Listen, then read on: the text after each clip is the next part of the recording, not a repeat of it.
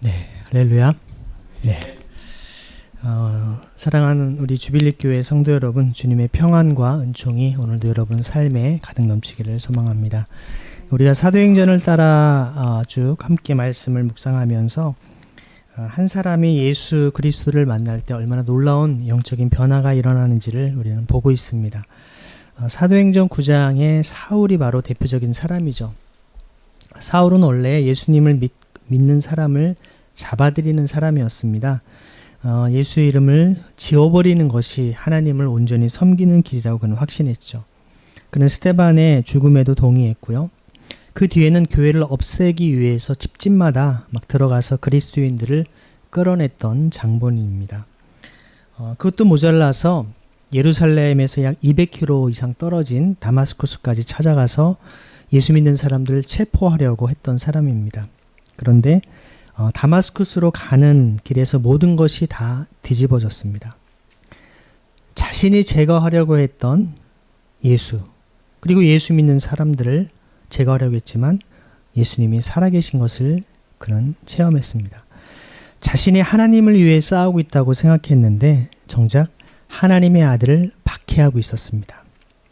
자신의 신앙이 옳다고 확신했는데 부활하신 주님 앞에서 그 확신이 산산조각 난 겁니다. 사울은 예수님을 만난 뒤에 단순히 종교를 바꾼 것이 아닙니다. 그의 정체성이 바뀌었습니다. 그에게 예수는 더 이상 이단의 우두머리가 아니었죠. 정말 유대인으로서 도저히 용납할 수 없는 이단 사이비가 아니었습니다. 예수님은 그리스도이셨습니다. 하나님께서 약속하신 메시아였습니다. 그리고 주님이셨죠. 더 나아가 사도행전 9장 20절에서 강조한 것처럼 바로 하나님의 아들이심을 그는 고백을 합니다. 예수님을 진정으로 만난 사람에게 이 고백은 선택사항이 아닙니다. 예수님은 그리스도이십니다. 예수님은 하나님의 아들이십니다. 그리고 예수님은 나의 주님이십니다. 이 고백이 우리의 정체성을 바꾸는 것이죠. 저에게 한 메일이 이렇게 정기적으로 오는데요. 그 중에 하나가 윌리엄 로에 대해서 17세기 영국의 한 신앙의 위인에 대한 이야기를 그분의 책이 나온 소개를 저에게 이렇게 메일이 와서 쭉 읽어봤습니다. 여러분 아시는 존 웨슬리라든지 이런 분들이 멘토로 삼았던 분이기도 합니다. 아주 경건한 삶을 살았던 인물인데요. 실제 그런 사람들의 삶을 보면 그분의 가르침 가운데 핵심이 바로 그 책의 내용이 우리의 삶의 영역이 다 주님이심을 고백하도록 해야 된다는 것이죠. 단순히 주일 예배 공간에서만 주님을 주로 고백하는 것이 아니라 이웃과의 대화와 만남 속에서도, 여러분은 돈을 쓸 때에도, 또 자녀를 교육하고 양육하고 또 여러분이 만나는 모든 사람들과의 대화와 생각 속에 주님이시라면 어떻게 하실까? 주님의 마음 무엇일까? 항상 여러분의 삶의 주도권을, 로드십을 주님께로 드리는 삶이 되어야 됨을 그는 가르치고 있습니다. 오늘 말씀을 보면 한 사람의 정체성이 바뀌면 주변도 흔들리는 것을 보게 됩니다. 여러분, 사울이 회심했다고 해서 모든 문제가 즉시 해결된 것이 결코 아니었죠. 오히려 문제가 더 복잡해졌습니다. 다마스쿠스의 그리스도인들은 굉장히 혼란스러웠죠. 아니, 정말 저 사람이 변했다고? 혹시 우리를 찾아내기 위한 함정은 아닐까? 얼마든지 그럴 수 있죠. 반대로 유대인들에게 사울은 배신자가 됐습니다.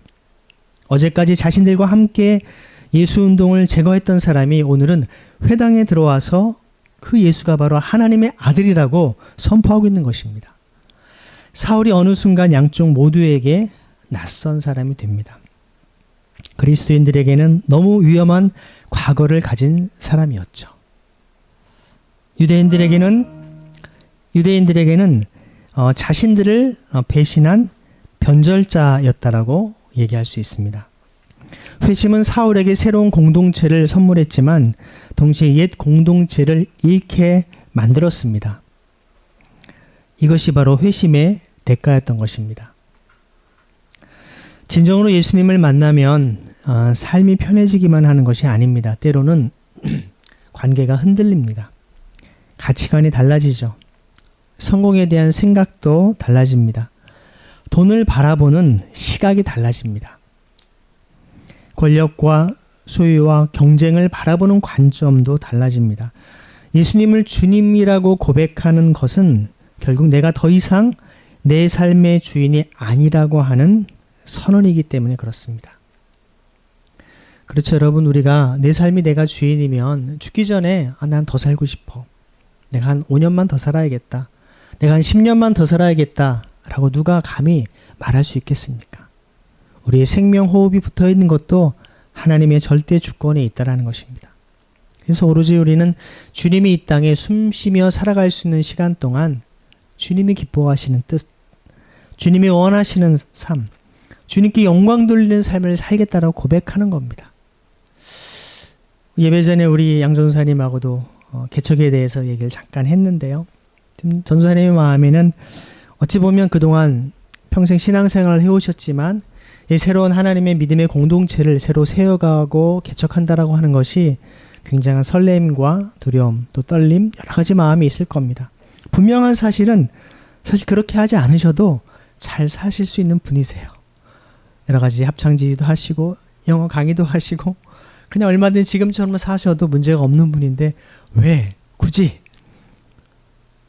이 늦깎이의 나이에 신학을 하시고 또 다시 개척을 하겠다고 하는지. 다른 것이 아닙니다. 내 삶의 주인이 주님이시기 때문에 주님이 원하시는 그 마음으로 세상을 바라보고 사람들을 바라보니 사람들의 필요가 무엇인지 그들에게 무엇을 어떻게 섬겨야 될지가 명확하게 보이는 것입니다. 그 보이는 것을 결코 외면할 수 없고 지나칠 수 없기 때문에 주어진 이 땅의 삶의 시간 동안 그 사명을 감당하겠노라 결단하는 것이죠. 우리 전사님처럼 여러분의 삶의 한 분 한 분들의 삶의 결단과 마음이 정말 주님이 원하시는 것이 무엇인지를 깨닫는다면 사도 바울처럼 전사님처럼 또 여러분의 삶에 새로운 변화된 삶이 나타날 수 있기를 소망합니다. 오늘 이 말씀은 바로 그 회심 이후의 이야기입니다. 그리고 놀랍게도 오늘 본문의 중심에는 사울만 있지 않습니다. 우리 새한글 성경에는 바르바나라고 번역이 되어 있는데 보통 바나바라고 여러분 알고 계시죠? 예수님께서 사울을 변화시키셨지만 변화된 사울을 교회와 연결해 준 사람은 바로 바나바였죠. 오늘 말씀을 통해 우리는 질문하게 됩니다. 상처에 입은 공동체가 어떻게 자신을 박해했던 사람을 받아들일 수 있을까? 그리고 더 중요한 질문입니다. 그들 사이에 누가 서 줄 것인가? 대개 사람들은 이쪽 저쪽을 양비론적으로 비판하거나 상대방을 비난하면서 자신이만이 옳다라고 정죄하며 손가락질할 때가 많습니다. 하지만 그 중간에서 그것을 뭔가 해결하고 풀려고 하는 사람들은 많지 않다라는 것이죠. 사울은 다마스쿠스를 떠나서 예루살렘으로 옵니다. 다마스쿠스의 유대인들이 그를 죽이려 했기 때문에 그렇죠. 제자들이 밤에 사울을 광주리에 담아서 성벽으로 내려보냅니다. 여러분 얼마 전까지 다마스쿠스에 들어갔던 사울을 한번 생각해 보십시오. 그는 대제사장의 공문을 들고 당당하게 입성했습니다. 권력이 있었습니다.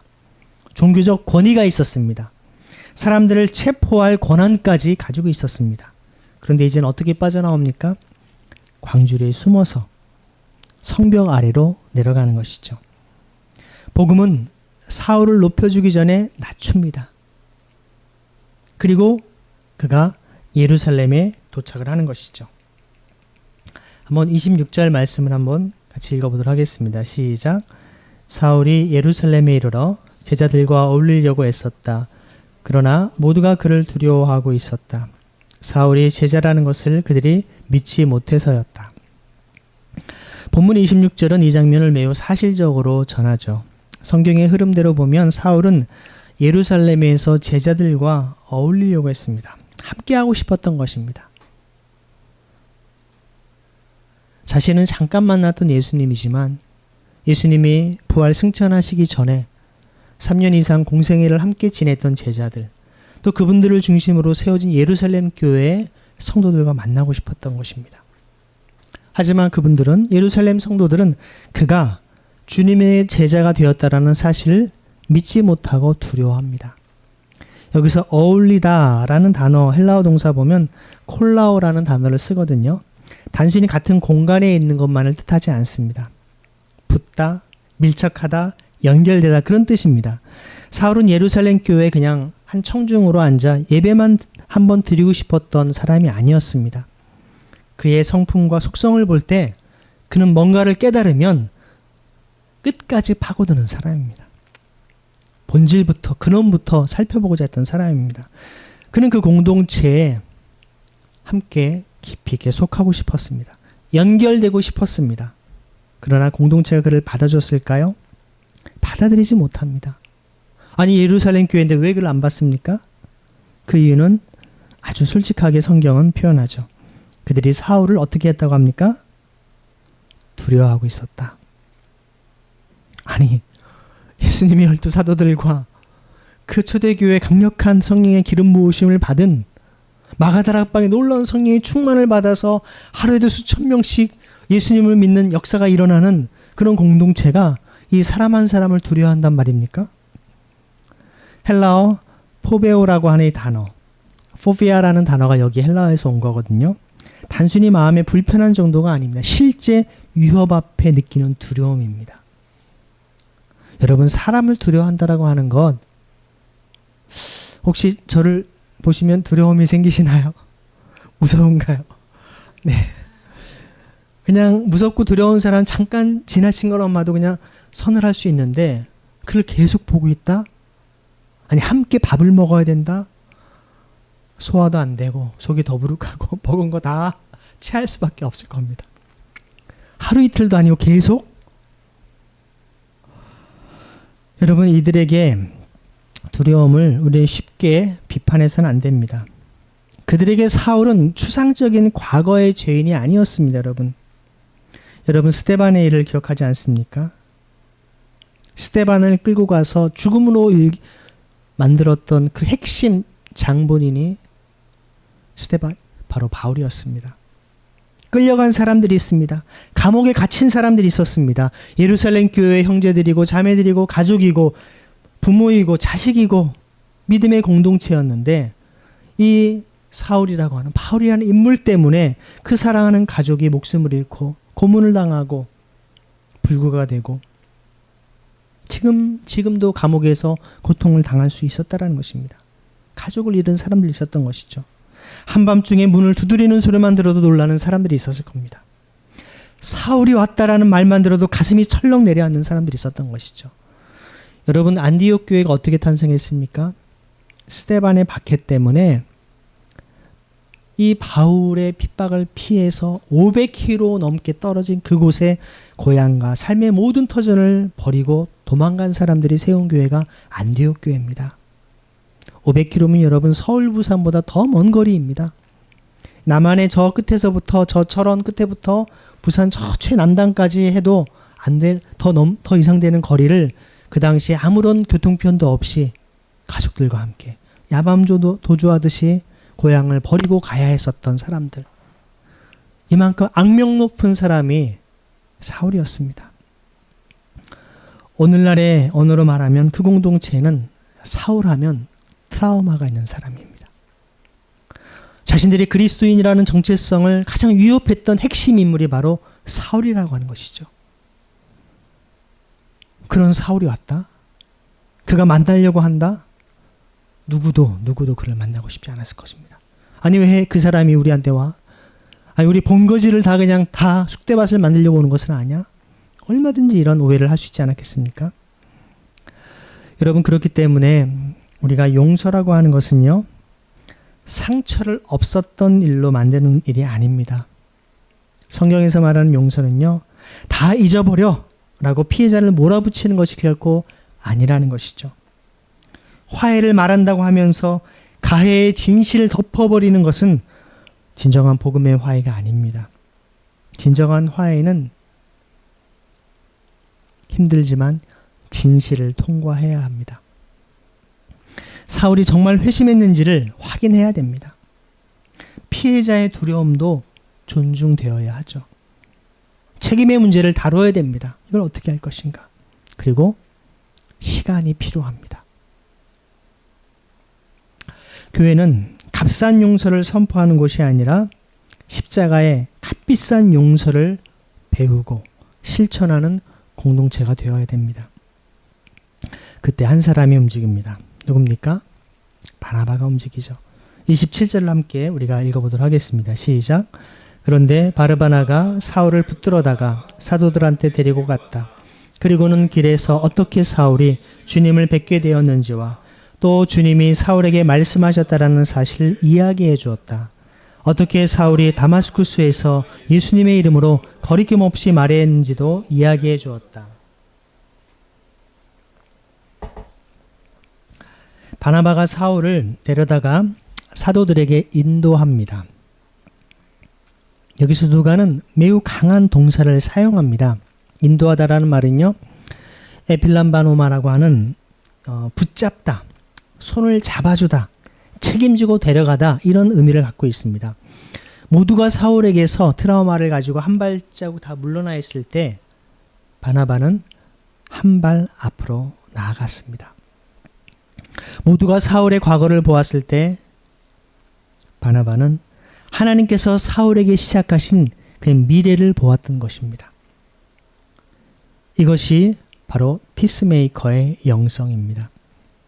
바나바는 사울의 죄를 모르는 그냥 순진한 사람이 아니었습니다. 예루살렘 교회에서 무슨 일이 있었는지 그는 모르지 않았습니다. 그런데 그는 위험을 감수하고 사울의 손을 잡았던 것입니다. 여러분, 사울을 만난다라고 하는 것은요, 자칫 잘못하면 나는 그리스도인이요 자처하면서 사울의 본래의 사명이었던 이제 대제사장의 길을 다 넘겨버리려고 하는 고문과 고초와 죽임을 당할 수 있는 그런 순교의 각오를 하고 바울을 만났다는 것입니다. 그는 위험을 감수하고 사울의 손을 잡은 것입니다. 그리고 사도들에게 세 가지를 증언합니다. 사울이 길에서 주님을 보았다라는 것, 주님께서 사울에게 말씀하셨다라는 것, 그리고 사울이 다마스쿠스에서 예수님의 이름으로 담대하게 선포했다라는 것을 분명히 얘기합니다. 여러분, 이것은 굉장히 중요합니다. 바나바는 단순히 이렇게 말하지 않았습니다. 사울이 여러분한테 미안하다고 합니다. 한번 우리 믿어줍시다. 그렇게 말하지 않습니다. 대충 덮어버리지 않습니다. 그는 사울의 회심을 예수 그리스도와의 만남과 그 이후에 나타난 삶의 열매로 분명하게 설명하는 것이죠. 여러분, 진정한 화해에는 진실이 필요합니다. 회개에는 열매가 나타나기 마련입니다. 그리고 그 진실과 열매를 공동체에 증언해 줄 사람이 필요하죠. 바나바가 그 사람이었습니다. 생각해 보십시오. 바나바가 없었다면 여러분, 초대교회 바울의 행적은 어떻게 됐을까요? 사울은 다마스쿠스의 유대 사회에서도 추방됐습니다. 예루살렘 교회에서도 받아들이지 못했던 것입니다. 그는 어디에도 속할 수 없는 사람이 될 수 있었던 것이죠. 하지만 바나바 한 사람이 두세 개의 다리를 낳아준 것입니다. 연결고리가 된 것입니다. 상처받은 공동체와 회심한 박해자 사이에 그는 섰습니다. 불신과 신뢰 사이에 섰습니다. 과거와 미래 사이에 섰습니다. 그리고 이렇게 말했습니다. 내가 이 사람과 함께 서겠습니다. 화해는 여러분 이렇게 시작됩니다. 화해는 양쪽을 향해 훈계하는 것으로 시작되지 않습니다. 너 잘못했지? 너 용서해. 너 사과해. 너 잘못했지? 너 사과해. 이렇게 되지 않습니다. 누군가 그 사이에 들어가서 위험을 함께 짊어지는 것부터 시작된다는 것이죠. 그 결과 28절에서 사울은 예루살렘의 제자들과 함께 드나들게 됩니다. 함께 읽겠습니다. 그리하여 사울이 사도들과 함께 지내며 예루살렘에 드나들었다.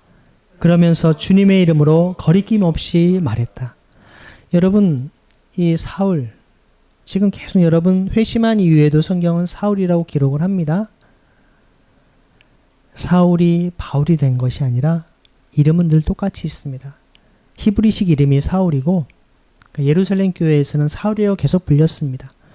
이방인들 헬라 사회에서는 바로 바울이란 이름이 더 적합한 그 헬라식 이름이었기 때문에 둘 다 사용이 됐습니다.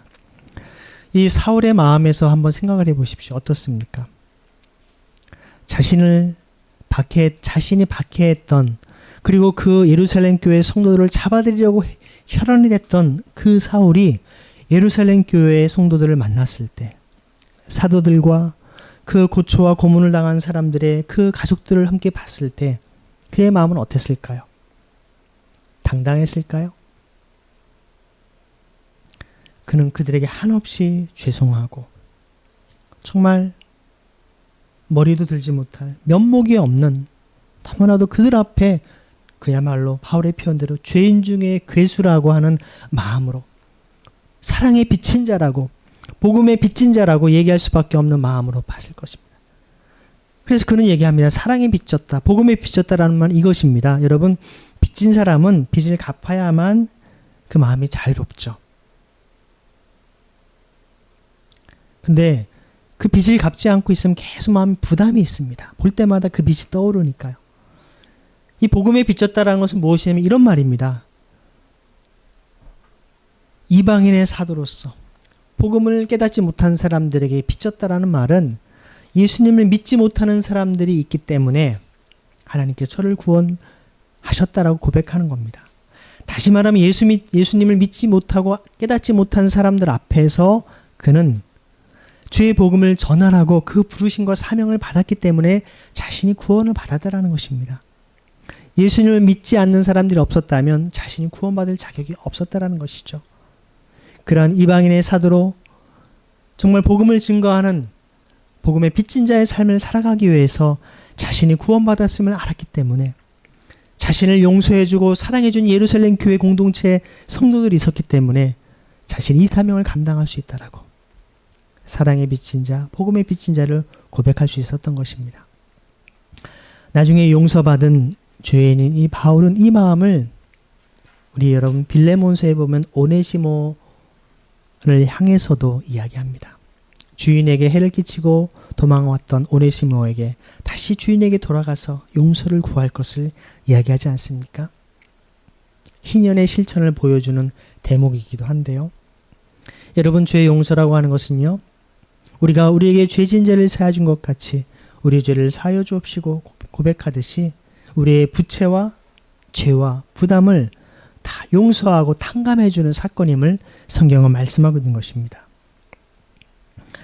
여러분, 26절에서는 그들에게 정말 붙잡히고 싶어도, 그들과 함께하고 싶어도 그들은 그를 받아주지 않았습니다. 하지만 28절에서는 바로 공동체와 안에서 함께 드나들죠. 한 사람의 중보가 관계를 바꾸게 만든 것입니다. 그리고 사울은 주님의 이름으로 담대하게 말하기 시작합니다.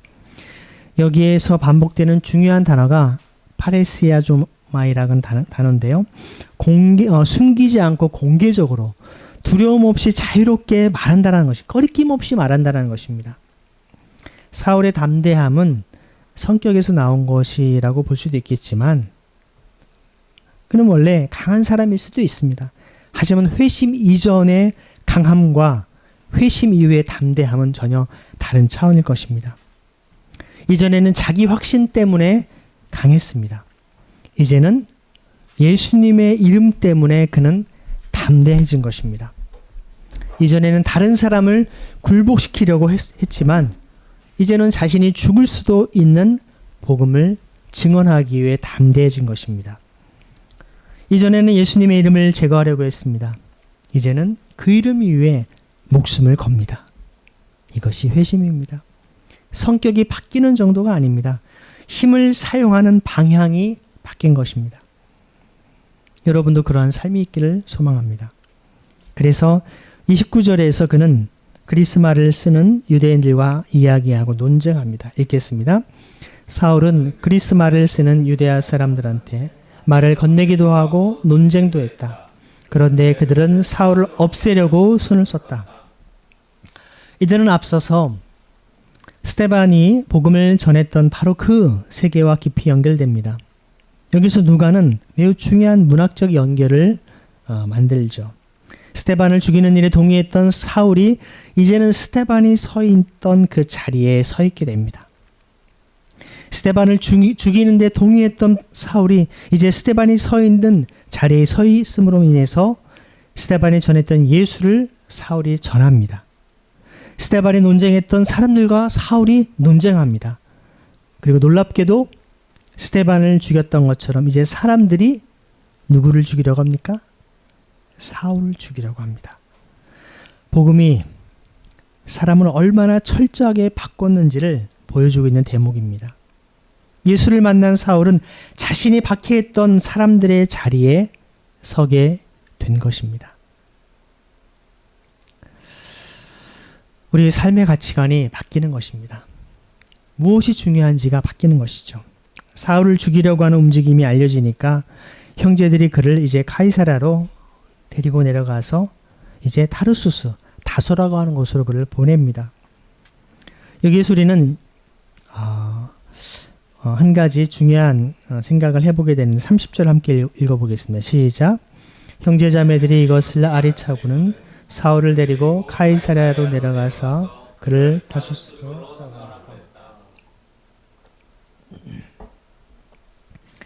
여러분, 사울에게 타르수스는 어디입니까? 어떤 곳입니까? 자기 고향입니다. 다소에서 태어났다라고 얘기하거든요. 고향이죠. 이 고향으로 돌아오기 전에 사울은 어떤 사람입니까, 여러분? 예루살렘이 랍비 교육을 받은 엘리트 중에 엘리트였습니다. 바로 바리새파의 거장이었던 가말리엘, 힐레락파의 거장이었습니다. 엄격한 율법을 지키는 사람이었습니다. 그분 밑에 아주 수제자였죠. 실제로 나중에 바울이 어떤 잡혀서 서로 사두개파와 바리새파 사이에서 실제로 대제사장 앞에서 그가 막 신문을 받을 때 그를 변호했던 사람이 바로 가말리엘이기도 합니다. 대제사장의 신뢰를 받으면서 다마스쿠까지 파견될 정도로 그의 소문이 자자했던 사람입니다. 그런데 단순한 그가 금이 환향으로 고향에 돌아간 것이 아니죠. 이전과는 완전히 다른 사람이 되어서 돌아갔습니다. 유대 사회에서는 배신자가 됐습니다. 그리스도인 사회에서는 아직 완전한 신뢰를 받지 못하는 어정쩡한 사람입니다. 정체성이 어디에 둬야 되는지 그것마저도 제대로 자신을 받아주고 소속감이 있어야만 되는데 고향에서는 아무도 그를 반기지 않는 것입니다. 왜냐하면 그가 있는 고향에는 아직 그리스도인들이 없습니다. 자기 말고는 자기의 마음을, 자기의 신앙을 이해해 줄 사람이 없는 것이죠. 이런 자신의 신앙과 자신의 믿음에 대한 것을 아무도 받아주지 못하는 그런 삶의 현실, 어떤 외로움보다, 어떤 허전함보다 더 깊은 고독 속에 그는 있었을 것입니다. 그는 예루살렘에서도 그리 오래 머물지 못했습니다. 다마스쿠스에서도 죽을 위협을 받았습니다. 다소스로 간 것이죠. 여러분, 사도 바울이 기록한 여러 회고나 갈라디아서 자료들을 함께 살펴보면 그의 초기 사역에는 누가가 짧게 압축한 것보다도 훨씬 복잡한 시간과 이동이 있었던 것을 알게 됩니다. 그렇기 때문에 사도행전 9장에 이 다르수스로의 귀환은 단순히 실패해서 고향으로 쫓겨갔다라고 단정할 수는 없습니다. 그러나 이 누가의 서술만 보더라도 사울이 예루살렘에 안정적으로 정착한 것은 아니었고요. 형제들이 그의 생명을 보호하기 위해서 가이사랴를 거쳐서 타르수스로 보냈다라는 사실은 분명합니다. 사울은 어떤 마음이었을까요? 주님을 만났는데 왜 모든 것이 더 어려워지지? 복음을 전했는데 왜 나는 계속 도망쳐야 되지? 하나님이 나를 부르셨다면 왜 이런 사역의 문이 당장 활짝 열리지 않지? 우리는 그의 내면을 정확히 알 수는 없습니다. 하지만 사울이 경험한 객관적 상황만으로도 그의 회심 이후에 그의 삶이 곧바로 성공 가도로 이어진 것이 아님을 우리는 알 수 있습니다. 그에게는 기다림의 시간이 필요했습니다. 여러분이 온전한 믿음과 신앙을 가졌다 한다 할지라도 그것을 스스로 되묻고 자기 자기 삶에 어떻게 적용할지, 또 어떻게 살아가야 될지 깊이 묵상하는 시간들이 필요합니다. 뿐만 아니라 그것을 받아들이는 주위 사람들, 마치 뭔가 자기의 삶에 새로운 지각병동과 같은 사건 이후에 주변 사람들이 어떻게 그것을 받아들일지까지도 많은 사람들의 인내와 때로는 갈등과 변화의 시간들이 필요하다는 것입니다. 마치 우리 집사님 부부가 최근에 아직 1년이 안 됐지만 1년 전에 신앙의 공동체를 바꿔가면서 주변의 많은 분들, 아시는 분들에게 어떻게 설명을 해야 될지, 또 기존에 함께 신앙생활 했던 사람들에게는 어떻게 말을 해야 될지 쉽지 않습니다. 아무리 좋은 뜻과 명분을 가졌다 할지라도 자기 삶에 뭔가 변화가 있다라고 하는 것은 굉장한 우리에게 불편한 여러 어려움들이 다가올 수밖에 없다라는 것입니다. 하지만 우리에게 다가오는 불편함과 어려움들이 있다 할지라도 우리가 하나님 뜻에 맞게 주님이 원하시는 삶의 길을 위해 나의 삶을 점점 더 교정하고 보정하며 나아갈 때 그곳에서 우리는 주님의 온전한 은혜와 사랑을 경험하기 시작한다는 것입니다. 사실 사도행전 11장에서 보면요, 놀라운 일이 벌어지는데 안디옥 교회에 사람이 필요했을 때 누가 다시 사울을 찾아갑니까? 안디옥 교회 목회자가 필요합니다. 그래서 초대교회 예루살렘 교회에서 바나바를 거기에 담임 목회자로 파송을 합니다. 근데 거기에 다 사실 헬라어, 그리스어를 쓰는 사람들이 주로 있다 보니까 그리스어를 잘하는 사람이 필요해요. 요즘으로 말하면 영어 사역자가 필요한 겁니다. 영어를 잘해주는 사역자가. 바나바는 아마 아무래도 실제로 예루살렘에 쭉 자라났기 때문에 그렇게 그 당시 헬라어를 유창하게 한 것 같지는 않습니다. 가기는 했지만 실제로 그 사역을 더 잘해주는 전문 사역자가 필요했던 것입니다. 누구를 찾아갔습니까? 고향에 있는 바로 바울을 다시 찾아가서 그와 함께 손을 잡습니다. 한번 손을 잡아준 것으로 끝내지 않았습니다. 그의 가능성을 기억했습니다. 그를 찾아냈습니다. 그리고 안디옥 교회로 데려오죠. 여러분, 안디옥 교회로 데려온 것을 한번 생각해 볼까요? 안디옥 교회에 사역자가 필요합니다. 성도들이 늘어납니다. 뭔가 목회자가 필요하죠. 그래서 바나바와 함께 요즘으로는 공동회를 하고 재직회를 하고 당회를 합니다. 교회 중직자들이 모여서 우리가 어떻게 사역자를 모실까요? 바나바가 얘기합니다. 우리 사울을 청빙합시다. 바울을 모십시다. 그때 안디옥 교회 성도들의 반응은 어땠을까요? 안디옥 교회가 어떻게 형성됐다고 지금 말씀드렸죠. 이 사울의 박해 때문에 그 이름만 들어도 치가 떨리는 예루살렘 교회 못지않게 그 때문에 그의 가족들이 관계된 사람들이 연루되고 감옥에 갇혔기 때문에 그가 두려워서 그 멀리까지 500km 이상을 도망쳐서 신앙 새로운 공동체를 만들었던 그들이 그 악명 높은 사울을 단순한 성도도 아닌, 예루살렘 교회는 그냥 성도들 중에 한 사람이에요. 사도들이 있었기 때문에. 근데 여기는 목회자로, 공동 목회, 담임 목회자로 모시자니 여러분 이게 말이 됩니까? 안디옥 교회 성도들 다 반대했을 겁니다. 아니, 바나바, 요즘은 목사님, 선생님, 다른 분은 몰라도 왜 하필 사울입니까? 그 사람이 어떤 사람인데 그 사람 때문에 이 고생을 하면 여기까지 우리가 왔는데 그 사람은 절대 안 됩니다. 아마 청빙위원회에서 엄청난 갑론음박이 오가면서 고성이 오가고 이거 말도 안 됩니다. 왜 하필 그 사람입니까? 아마 바나바는 그때 눈물의 호소를 했을 겁니다.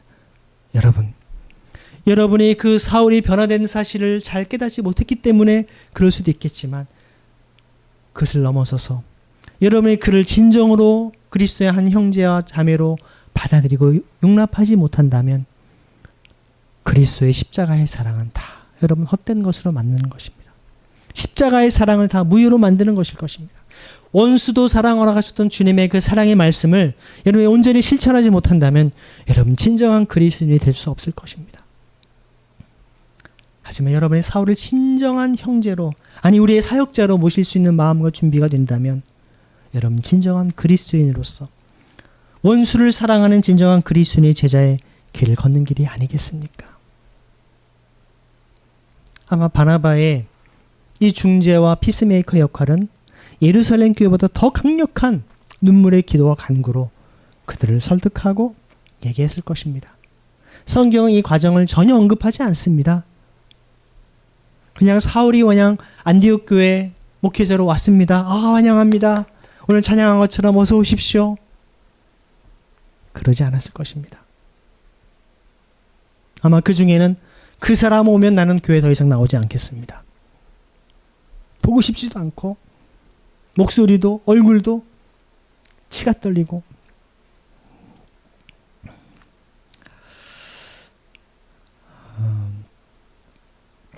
예루살렘에서 사울에게 공동체의 문을 열어준 사람이 바나바였다면 안디옥에서도 사울에게 사역의 문을 열어준 사람은 바나바였습니다.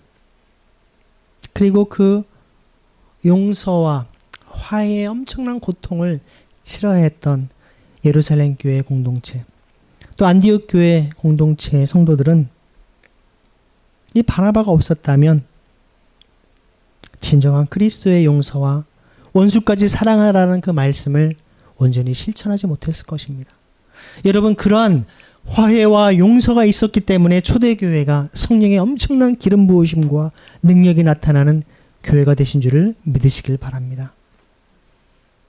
그들의 응어리진, 그들이 상처난 마음을 가슴 깊이 새기고 있는, 말하고 싶지 않은, 용서하고 싶지 않은, 화해하고 싶지 않은 그 사람마저도 그들이 용서하고 화해할 때 이 역사가 일어나지 않겠습니까?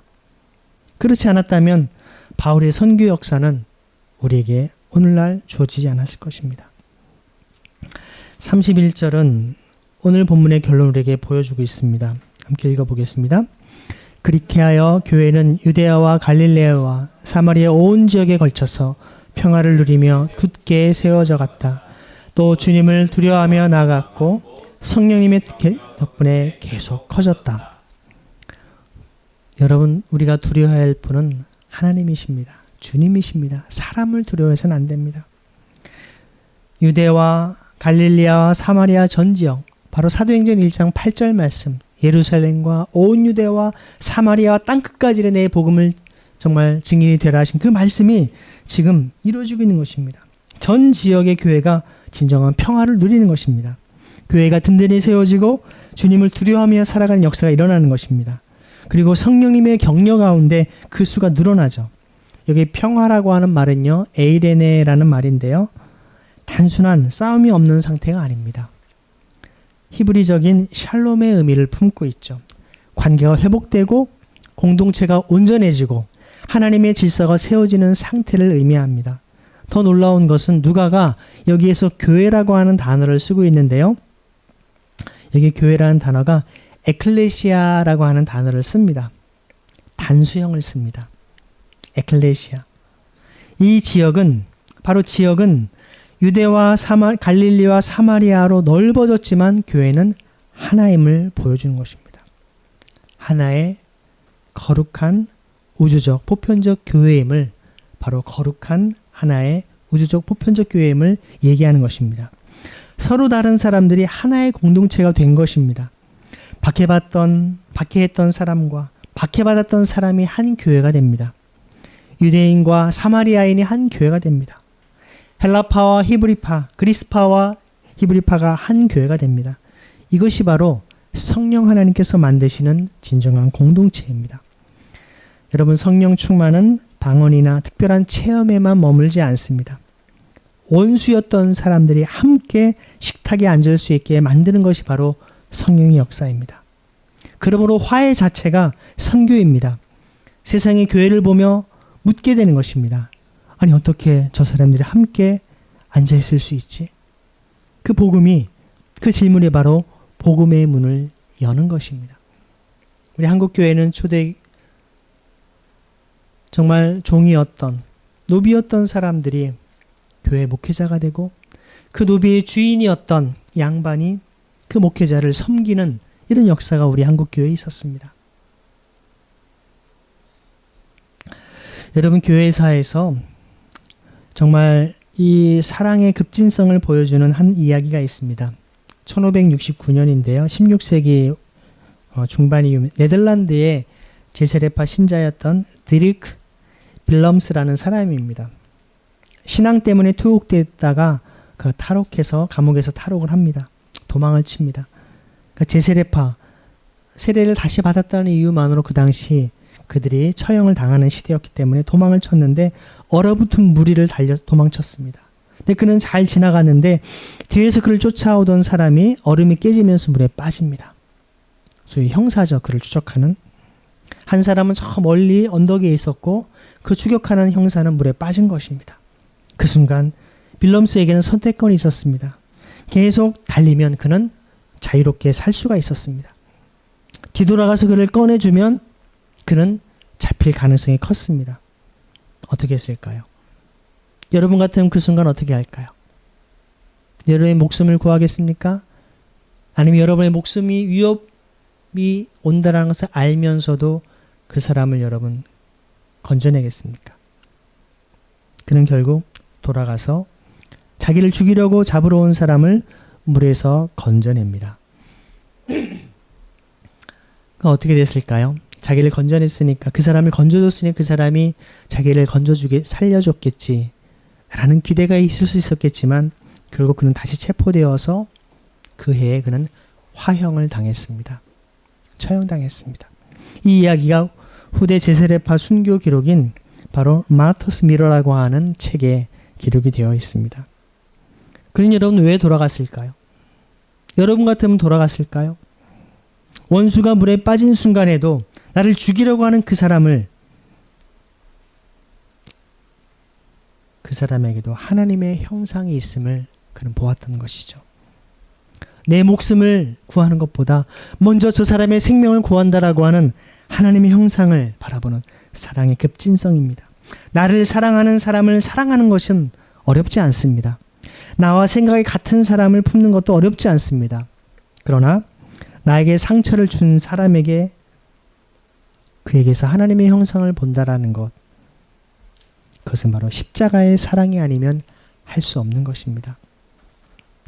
우리 한국교회에서도 외면할 수 없는 이야기가 있죠. 1948년 여수 순천 사건 과정에서 손영원 목사님은 두 아들 동인이와 동신, 고등학교 학생과 또 둘 다 고등학생이 됐죠. 고등학교 1학년과 2학년인 그 동인과 동신이 친구에게 총살을 당하는 일이 일어납니다.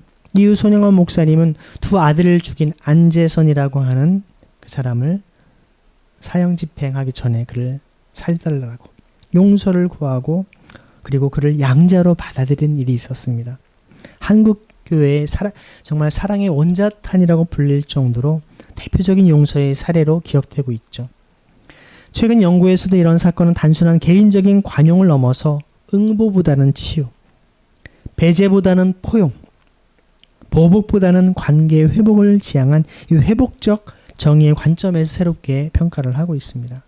동시에 그 용서가 가족과 공동체에 얼마나 어려운 과정이었는지 저는 손영원 목사님의 따님이신 손동희 권사님으로부터 직접 간증을 여러 차례 들었습니다. 한 번은 제가 전에 섬기던 교회 아이들을 청소년들 데리고 수양회를 아예 그 아버지가 목회하셨던 여수 애양원에 가서 수련회를 하기도 했었습니다. 거기에 부산에서 사시던 손동희 권사님을 모셔서 주강사로 집회를 듣기도 했었죠. 말씀을. 그때 손동희 권사님 통해서 여러 차례 확인됐던 바는 지금도 자신은 안재선을 용서할 마음이 없다고, 하고 싶지 않다고, 천국에 가서 하나님 앞에 주님 앞에 따지고 싶다고, 그 정도로 마음에 평생의 한이 되는 아버지에게 따집니다. 아버지, 그냥 용서하시지 왜 양자로 삼으십니까? 그럼 양자로 삼으면 제 오빠가 되는데 저희 사랑하는 두 아빠를 죽인 그 원수 중의 원수를 어떻게 제가 오빠라고 부를 수 있단 말입니까? 왜 이렇게 유별나게 예수를 믿냐고. 그냥 목사면 목사시지 왜 그렇게 유별나게 예수를 믿냐라고. 그분이 울며 불며 중학교 2학년 사춘기 소녀의 마음으로 아버지에게 대들었던, 하루아침에 자기 사랑하는 두 오빠가 죽었는데 소풍 갔다 오는 날 오빠들이 잘 다녀오라고 그 인사를 듣고 나서 싸늘한 시신으로 죽음으로 발견한 그 손동이, 그 어린 소녀의 마음에 얼마나 큰 상처가 있었겠습니까? 그때 손영원 목사님은 손동희 권사님이 그렇게 얘기했다. 이거는 제 권사님을 통해 직접 들은 얘기이기 때문에 그렇습니다. 동의야, 동의. 우리가 신사참배를 하지 않으려고 온 가족이 뿔뿔이 흩어져서 산에서 숨어서 살고 너도 고아원에서 지내지 않았니? 나 외에 다른 신을 두지 말라 했던 하나님의 십계명의 말씀을 지키기 위해서 우상에게 절하지 않기에 우리 가족이 온 가족이 그렇게 고통을 당하고 고생을 했는데 그 나 외에 다른 신을 두지 말라는 그 십계명의 1계명처럼 1, 2계명처럼 동일하게 원수도 사랑하라고 하신 말씀도 하나님의 엄중한 말씀이란다. 아버지가 곰곰이 아무리 생각해봐도 원수를 사랑할 수 있는 방법을 양자로 삼는 것 외에는 다른 것이 없기 때문에 그렇게 하려고 하는 것이니 너도 그 용서하고 오빠로 받아들이길 바란다라고. 아마 사춘기 소녀로서는 도저히 받아들일 수 없는 평생의 한이 되는 그 아버지의 결정이었겠죠. 이처럼 여러분 용서라고 하는 것은요, 화해라고 하는 것은 정말 우리가 쉽게 해결할 수 있는 문제가 아니라는 것입니다. 손영환 목사님이 이야기를 통해서 피해자에게 당신도 당장 용서해야 된다라고 강요하는 것도 그렇게 해서는 안 됩니다. 그렇게 하는 것은 용서의 복음이 또 다른 폭력으로 다가올 수 있다는 것입니다. 십자가의 용서는 결코 값싼 망각이 아닙니다. 악을 악이라고 말합니다. 상처를 상처라고 인정합니다. 그러면서도 악에게 우리의 마지막 날을 넘겨주지 않는 것입니다. 복수의 악순환이 내 삶의 미래를 결정하지 못하게 하는 것, 그것이 바로 진정한 신앙의 결단이라는 것이죠. 사랑하는 주빌리교회 성도 여러분, 오늘 대한민국 사회는 너무 많이 갈라져 있습니다. 세대가 갈라져 있고요. 지역이 갈라져 있고 계층이 갈라져 있습니다. 이념이 갈라져 있습니다. 교회도 갈라져 있습니다. 심지어 가족 안에서도 정치적 견해 때문에 갈라져 있습니다. 대화가 단절되어 있습니다. 우리는 자꾸 묻습니다. 누가 옳은가? 물론 진리 중요합니다. 정의도 중요합니다. 그러나 오늘 본문은 우리에게 한 가지를 더 묻습니다. 누가 그 사이에 서 줄 것인가? 여러분, 바나바와 같은 사람이 필요하지 않습니까? 다른 한편의 이야기를 다른 쪽에 전달하는 사람이 필요합니다. 오해를 사실로 바로잡는 사람이 필요합니다. 상처 입은 사람에게 성급하게 용서를 요구하지 않으면서도 관계의 문이 영원히 닫히지 않도록 지켜주는 사람이 연결고리가 필요합니다. 회개한 사람에게 과거의 낙인만 찍지 않고 변화의 가능성을 믿어주는 사람이 필요합니다. 여러분이 그러한 사람이 되고 싶지 않습니까? 이것이 주빌리 교회가 꿈꾸는 희년의 또 다른 모습이 되어야 됩니다. 희년은 토지와 경제의 회복만이 아닙니다. 빚의 사슬을 끊는 것만도 아닙니다. 깨진 관계가 회복되는 것도 희년입니다. 포로된 사람이 자유를 얻는 것처럼 미움에 포로된 마음이 자유를 얻어야 됩니다. 빈 문서가 찢어지는 것처럼 서로에게 적어놓은 마음의 채무장보도 십자가 앞에 내려놓을 수 있어야 합니다. 그러나 희년의 화해는 정의를 희생하지 않습니다. 정의를 건넸던 화해는 값싼 봉합입니다. 반대로 화해를 거부하는 정의는 끝없는 응보의 악순환으로 변질될 수 있습니다. 십자가에서 정의와 사랑, 진실과 용서가 만날 수 있음을 기억하십시오. 믿음의 주 온전케 하시는 예수 그리스도를 바라볼 수 있는 여러분 되길 원합니다. 이것이 바로 우리가 세상에 보여줘야 될 사랑의 급진성이 아니겠습니까? 우리 공동체가 존재해야 될 이유가 되지 않겠습니까? 여러분, 오늘 이야기는 어디에서 시작됐습니까? 다름이 아니라 사울이 예수님을 만난 데서 시작되었습니다. 사울이 좋은 사람이 되겠다고 결심해서 이런 일이 벌어진 것이 아닙니다. 예수님이 살아계심을 그가 깨달았고 만났기 때문에, 그래서 더 이상 이전의 사울로 살아갈 수 없었던 것입니다. 박해자가 증인이 되었습니다. 가해자가 복음의 일꾼으로 변했습니다. 스데반을 죽이는 데 동의했던 사람이 스데반이 서 있는 그 순교의 자리에 서 있게 된 것입니다. 그리고 변화된 사람을 공동체 안으로 데려온 사람이 바나바였습니다. 그러므로 오늘 우리에게 필요한 것은 두 가지입니다. 사울의 회심과 바나바의 용기입니다. 나 자신이 먼저 예수님 앞에 변화되어야 됩니다. 그리고 변화된 사람과 상처 입은 공동체 사이에 서 줄 수 있는 용기가 필요합니다. 성령 강림 후 12주째 주일을 맞이하는 오늘 성령님께서는 우리에게 이 은혜를 부어주시기를 원합니다. 예수 그리스도를 정말 만난 사람답게 다시 고백합시다. 예수님은 나의 그리스도이십니다. 예수님은 나의 하나님의 아들이십니다. 예수님은 나의 주님이십니다. 그렇다면 내 원수도 내가 마음대로 심판할 수 없음을 고백합니다. 그 사람의 최종적인 주인도 예수님이기 때문에 그러합니다. 고백할 수 있어야 됩니다. 여러분, 나에게 상처를 준 사람의 과거만으로 그의 미래를 결정할 수 없습니다. 다메섹의 사울을 바울로 만들 수 있는 분이 주님이시기 때문에 그렇습니다. 그리고 그렇다면 우리는 갈라진 사람들 사이에서 도망치지 않아야 됩니다. 바나바처럼 한 사람의 손을 잡아야 합니다. 누군가에게 다리가 되어줘야 됩니다. 누군가를 위해 중보해야 됩니다. 때로는 오해를 받을 위험까지 감수해야 됩니다. 그럴 때 교회의 진정한 평화, 에이레네가 임합니다. 그때 교회가 든든히 세워지는 것입니다. 진정한 터가, 든든한 반석이 마련되는 것입니다. 그때 성령님의 격려 가운데 공동체가 자라나는 것이죠. 사랑하는 주빌리 교회 성도 여러분, 세상과 똑같이 편을 가르고 미워하는 교회가 되지 맙시다. 자꾸 상대를 정죄하고 비난함으로 자신들의 정체성을 강화하는 그런 모습이 되지 않기를 원합니다. 진실을 말하되 사람을 미워하지 맙시다. 정의를 세우되 복수하지 맙시다. 상처를 존중하되 미움이 마지막 말이 되지 않도록 합시다. 회개한 사람에게 새로운 길을 열어줍시다. 그리고 그 사이에 반화가 될 수 있기를 소망합니다. 가해자와 피해자 사이에서, 보수와 진보 사이에서, 남과 북 사이에서, 세대와 세대 사이에서, 교회와 세상 사이에서, 상처와 치유 사이에서 옆에 분에게 바나바가 됩시다. 인사합시다. 그리스도의 십자가를 붙들고 사는 공동체가 됩시다. 우리 주빌리 교회가 세상이 이해하기 어려울 만큼 서로 용서하고 세상에 놀랄 만큼 서로를 품으며 그러나 불의 앞에서는 진실을 포기하지 않는 화해와 용서의 공동체가 되기를 바랍니다. 우리의 사랑이 안전한 사랑에 머물지 않기를 바랍니다. 원수를 사랑하신 예수님의 사랑처럼 급진적일 수 있기를 바랍니다. 레디컬하기를 바랍니다. 십자가에서 자신을 죽이는 사람들을 향해서는 그를 위해서도 사랑을 포기하지 않으셨던 저들의 죄를 알지 못합니다.